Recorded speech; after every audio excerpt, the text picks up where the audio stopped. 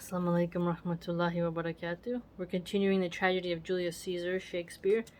I've read quite a lot of Shakespeare, taken a class on Shakespeare, got an A, alhamdulillah. And I do enjoy me some good Shakespeare. So let's continue. It's been a while. We're in Act 2, Scene 1. Rome, Brutus's orchard. Enter Brutus. Brutus. What? Lucius, halt! I cannot by the progress of the stars give guess how near today. Lucius, I say, I would it were my fault to sleep so soundly. When Lucius, when awake, I say, what? Lucius. Enter Lucius. You called, my lord? Brutus. Get me a taper in my study, Lucius.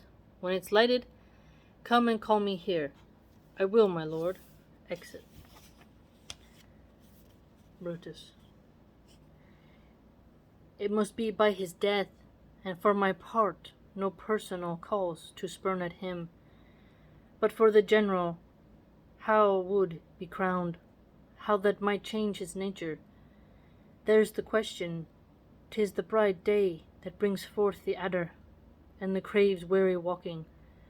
Crown him. That and then I grant we put a sting in him, that as his will he may do danger with.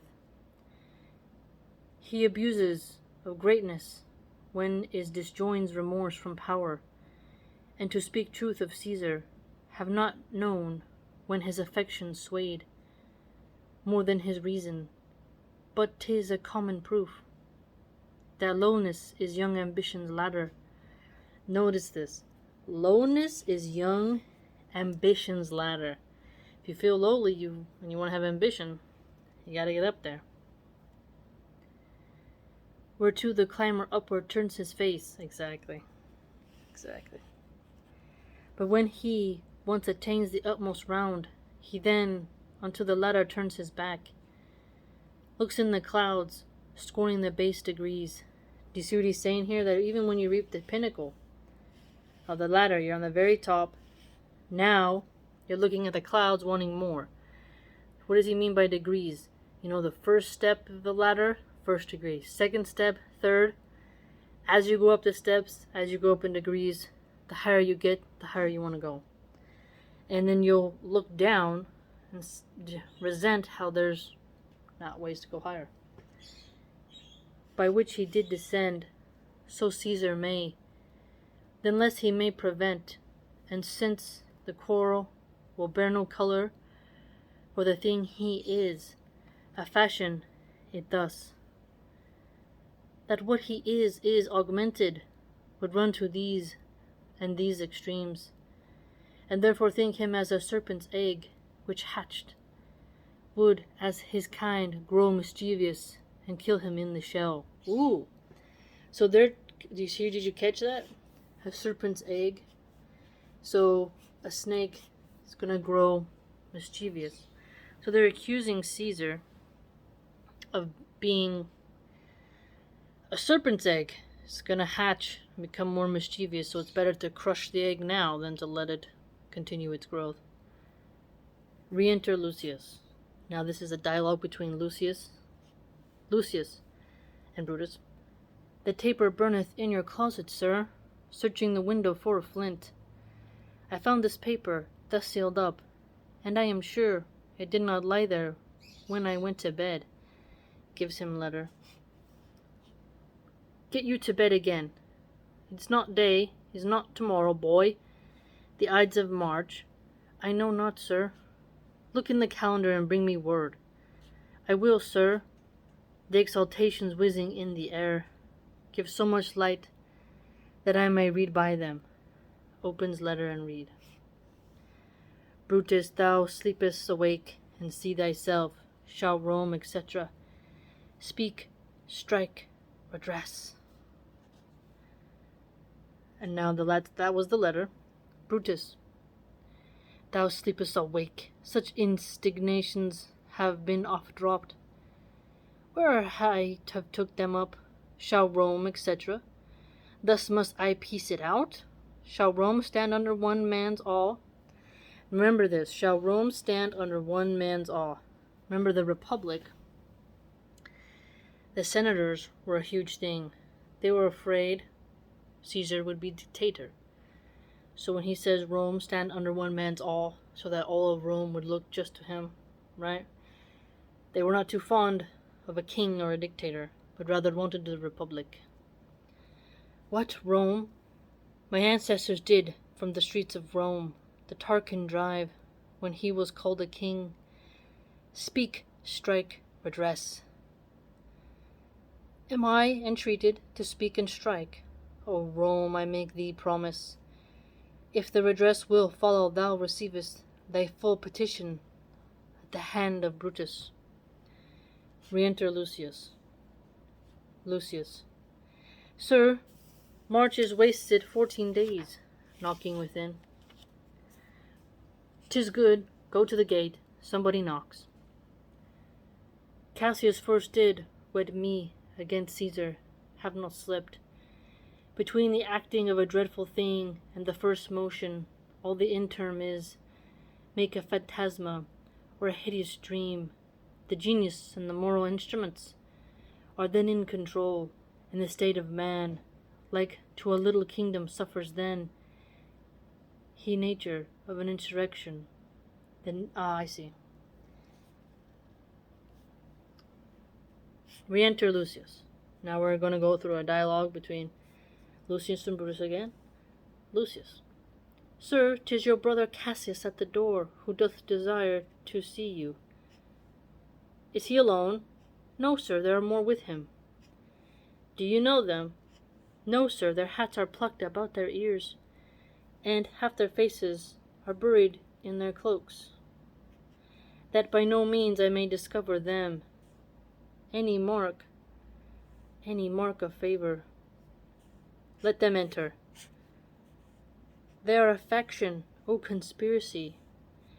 Hast thou to show thy dangerous brow by night? Then evils are most free. Then evils are most free. O, then by day, where wilt thou find a cavern dark enough? O mask thy monstrous visage, seek none conspiracy. Hide it in smiles of affability. Ooh. Hide it in smiles of affability. A dark cavern. So he's kind of saying, keep that conspiracy like on lock. For if thou hath thy native semblance on, not Erebus itself were dim enough to hide thee from prevention. So Erebus is a dark and gloomy space under the earth through which shades pass into Hades. So he's saying here, even in the darkest realm, that still wouldn't be dark enough to hide the conspiracy from being discovered. Enter the conspirators Cassius, Casca, Decius, Cinna, Metellus, Cimber, and Trembonius. Cassius. I think we are too bold upon your rest. Good morrow, Brutus, do we trouble you? I have been up this hour, awake all night. Know I these men that come along with you? Yes, every man of them, and no man here but honours you, and every one doth wish you had but that opinion of yourself, in which every noble Roman bears of you. This is Trebonius. He is welcome hither. This is Decius Brutus. He is welcome too. This is Casca, this Cinna, and this Metellus Cimber. They are all welcome. What watchful cares do interpose themselves betwixt your eyes and night? Shall I entreat a word? Brutus and Cassius whisper. Decius. Here lies the east. Doth not the day break there? Casca. No. Cinna.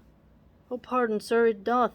And yon grey lines that fret the clouds are messengers of day. That's a cool line. The clouds are messengers of day. Casca. You shall confess that you are both deceived. Here, as I point my sword, the sun arises, which is a great way growing on the south, weighing the youthful season of the year. Some 2 months hence, up higher toward the north, he first presents his fire, and the highest east stands as the capital directly here. Brutus. Give me your hands all over, one by one.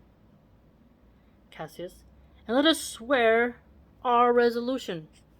Brutus. No, not an oath, if one not the face of men, the sufferance of our souls. Ooh, our faces are the sufferance of our souls? It's very true, right? The time's abuse, if these be motives weak, break off betimes, and every man hence to his idle bed.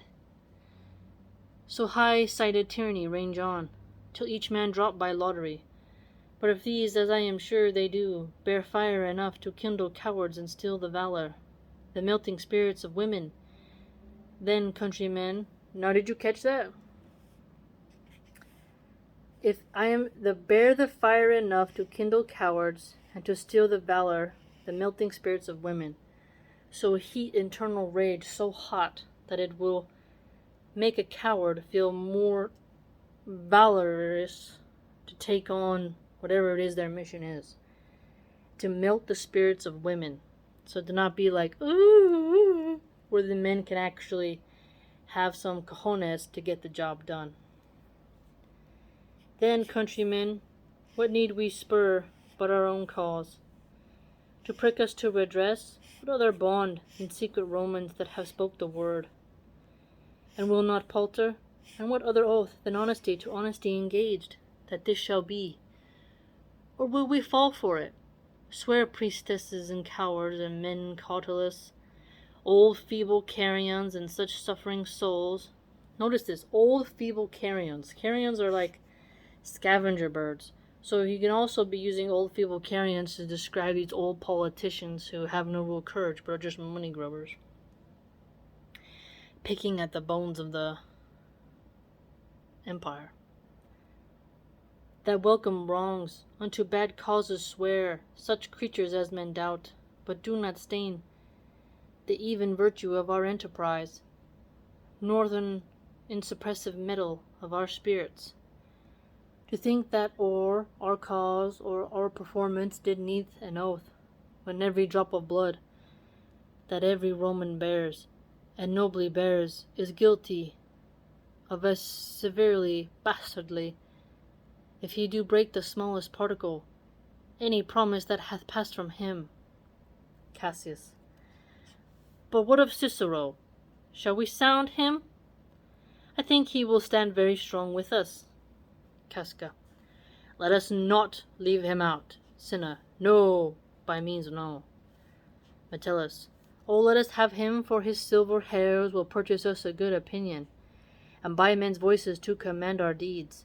It shall be said, his judgment ruled our hands. Our youth and wildness shall not wit appear, but I'll be burned in his gravity. That is a cool line. So the silver hairs of Cicero, meaning his wisdom, will get their cause against Caesar a good opinion, and by men's voices. So they'll give their support because of Cicero's presence. And then he's saying that their youthful, energetic, wild energy won't be easily as apparent because they'll be guided by a older, wiser man amongst their ranks, and will be subdued by the weight and gravity of his wisdom and advice. Brutus. Oh, name him not. Let us break with him, for he will never follow anything that other men begin. Ooh, he's like, no, he'll only follow the things he comes up with. He'll never follow someone else, Brutus contends. Cassius. Then leave him out. Casca. Indeed he is not fit. Decius. Shall no man else be touched by only Caesar? Cassius. Decius well urged, I think it is not met. Mark Antony, so well beloved of Caesar, should outlive Caesar, we shall find of him a shrewd contrivance, and you know his means, if he improve them, may well stretch so far as to annoy us all, which to prevent, let Antony and Caesar fall together. So here he's saying, may well so stretch far as to annoy us all. So he's saying that Mark Antony is younger than Caesar, and if Mark Antony is not executed with Caesar at the same time, he's going to come back and take out the conspirators who made a move on Caesar, right? Notice how Cassius and Casca flip as soon as Brutus says, don't invite Cicero. One was just complimenting, the other seems to just say, no, we'll leave him out. You gotta wonder, how fickle and they're switching.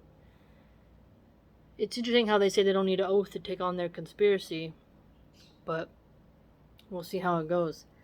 Very interesting section in Act 2, Scene 1. Very nerdy. Hope you enjoyed it.